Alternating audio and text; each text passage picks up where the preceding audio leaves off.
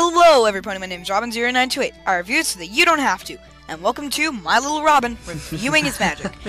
Well, look at that loser, getting started on those MLP reviews he's thinking about. Now, more than 26 episodes and 3 seasons into the show, I'd like to go back and, fix up those old videos. Tighten up the editing quality, make it look so much better than it used to. The story in this two-parter is not perfect. Like any of the other season openers, the pacing is rushed, even though it has a lot of exposition. I've also wanted to fix that 12-year-old's voice, it just doesn't sound like me anymore, so I might as well go in and just spruce it up a little bit. Hello everybody, my name is Robin0928. I review so that you don't have to. And welcome to My Little Robin, reviewing his magic. This is the show where I review MLP episodes in almost chronological order. Hello everybody, my name is Robin0928. I review so that you don't have to. And welcome to My Little Robin, reviewing his magic. This is the show where I review MLP episodes in almost chronological order. I'm just playing, you guys. I never want to go back and, fix those earlier episodes. I like to think of them as not terrible episodes, just the beginning of something even greater. Oh god, that's cold.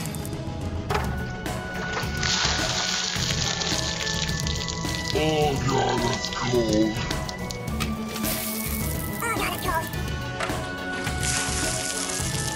Oh god, that's cold.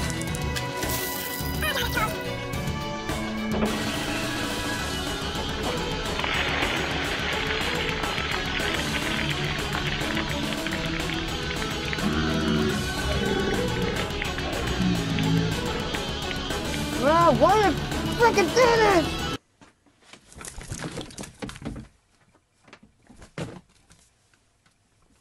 Oh, hey!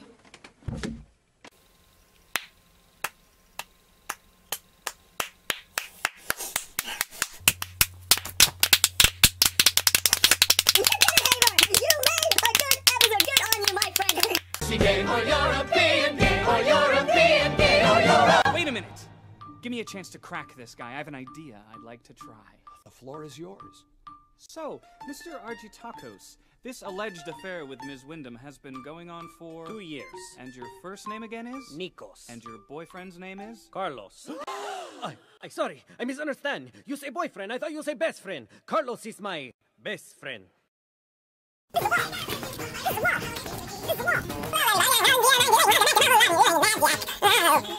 I am very intensely staring at you with this nose. Just right you. Oh, look! It's Superman! Obviously, I'm not Robin0928 because I am wearing a cowboy hat! That's better! But wait! Captain America's here! Actual plot of Batman v Superman. Sorry, Batman. Hi, I had a terrible movie. Fight!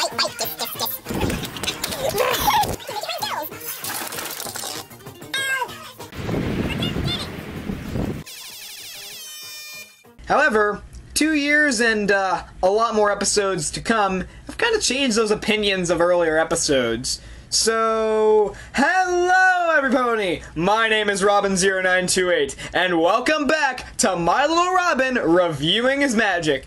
In this special 2-year anniversary episode, I'm taking a look at the 3rd season premiere, The Crystal Empire, and of course, telling you the good, the bad, and what I think overall.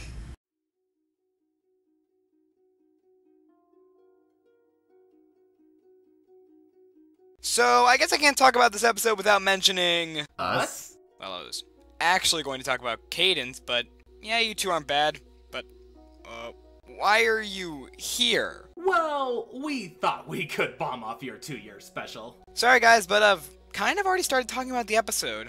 Oh, come on. You did a terrible rap video for me and we barely get a cameo in your special? Yeah, I guess that's how it works. Well, that kinda sucks. I guess we'll go off and talk about Littlest Pet Shop. Again. Yeah, you two can go do that. As I was saying, I can't talk about this episode without talking about the one, the only, the mayor, the myth, the legend, Princess Canadian.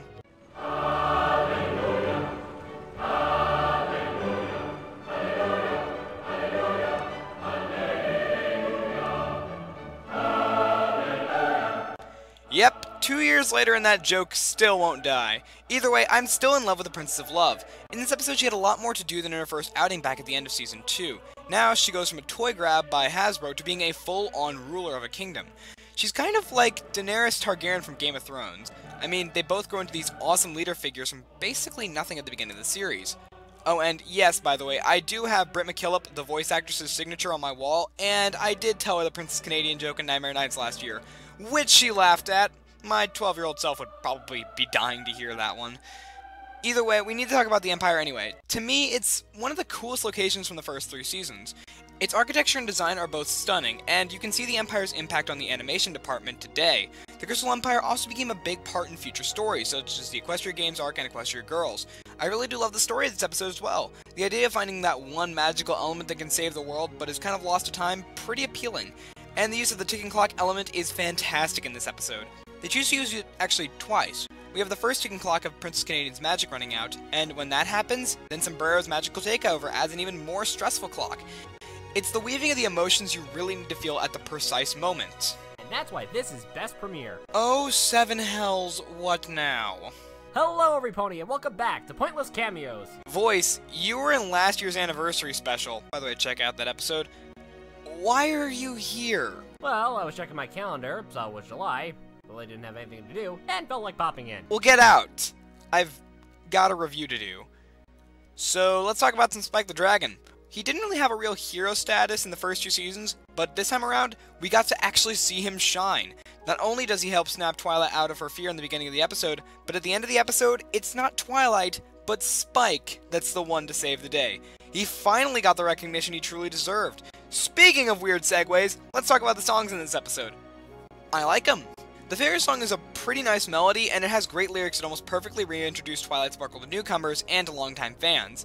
The Ballad of the Crystal Empire is probably the most well-known song from this episode, and yet I still love it 2 years later. While it's not my favorite song, and it's a bit poppy, I have a pretty big soft spot for it. The Success song isn't the greatest out of context of the episode, but it's still one of the best caps that the episode could have had. And with all that out of the way, let's talk about some things that weren't the greatest. So, where to start on the flaws in this episode? How about the obvious? Let me guess. The obvious is going to be Sombra. Why, yes, Fox, I am going to be talking about Sombra at this point. And I'm also going to guess that you're going to make some dumbass pun about Sombra comparing him to a specific type of Mexican headgear. Oh, hello, Nikki. Yes, the King Sombrero joke is returning for this episode. Are there any more questions? I do believe that is all we have to say for this video. Yes, that would be all. Well, then please kindly leave my reviewing set, and I will not become angry at any of you. See ya, Robin. Well, those two are nice. Yes, the biggest criticism of the episode is the villain of the episode, King Sombrero. What in the name of superpower Damien?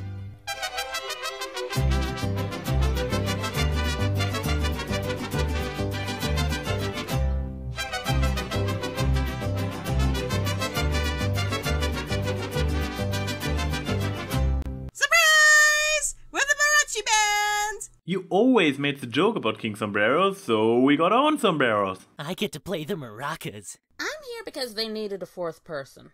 So you chose to become a mariachi band because... Continuity? Get out. Get out now. I'm green, moron. I'm still yellow! I'm surrounded by all these weirdos. Either way, I didn't think Sombra was a bad idea in theory, but his execution was one of the worst attempts to make a truly evil character. I wanted so badly to like him, but I just can't. I mean, he's kind of just a giant Sauron ripoff, so I didn't really get invested in him. Aside from that, it seemed like the ponies not named Twilight Sparkle didn't get really much to do from the sidelines. It got pretty annoying that they were just kept on the side, but I guess that's really what happened from seasons 1 through 4, and I can't really fault this episode for relying on that tradition. Speaking of tradition, this episode was kind of formulaic in its story. I almost called the entire episode until the bait-and-switch ending with Spike. I mean, the MLP adventure arc Madlib that Silverquill came up with easily describes the plot of this episode, and that's kind of sad. Either way, those two are the only real problems I had with this episode. Even now, I have a soft spot for this episode. 2 years since I did that first review. Hey, need any help with the special? Get the hell out of my channel! Aw, what's wrong? did you watch the Game of Thrones finale? Let's just do final thoughts on the episode. In conclusion, I love this episode so much. The story, while predictable, was tense as all hell and introduced many elements that would become essential in future seasons. It had fantastic writing and humor. However, the writing does leave a lot of characters on the sideline for the adventure. It has one of the best morals the show has pulled out for a premiere, and it finally gives Spike a chance to be a badass. You know, thinking about this episode, it's kind of like the old episodes of My Little Robin. While they aren't perfect, they provided the groundwork for much better products down the line. Kind of like how the Crystal Empire was the groundwork for episodes like Twilight's Kingdom and Cutie Markless. I mean, it still may have its flaws, and a lot of people still may not like it that much, but it definitely has its charms. So I guess that's why it's going to be the last thing you review? Yeah, I guess. Wait. What are you talking about? Yeah, Robin. Why do you think we all came by? To say hi? If you're leaving the reviewing community, then we wanted to give you a big final episode. Leaving the what now? I'm not leaving. But it was the first thing you reviewed on this show. Wouldn't it make sense for you to make it the last thing you talked about? So we all got together and decided to come into your review. Kind of like assembling all of your friends for a farewell party. I even made cake. They said if I did this, I get to keep the sombrero, so I'm keeping the sombrero. But you didn't think that maybe I just wanted to look back at my past? But it was the first thing you reviewed on this show. Not But quite it was the the top first hat, thing you but reviewed on this show. sombrero. It's my sombrero now. I want the sombrero. Sombrero! Well, if you had known that this was just a special episode, you might have figured out why I did this.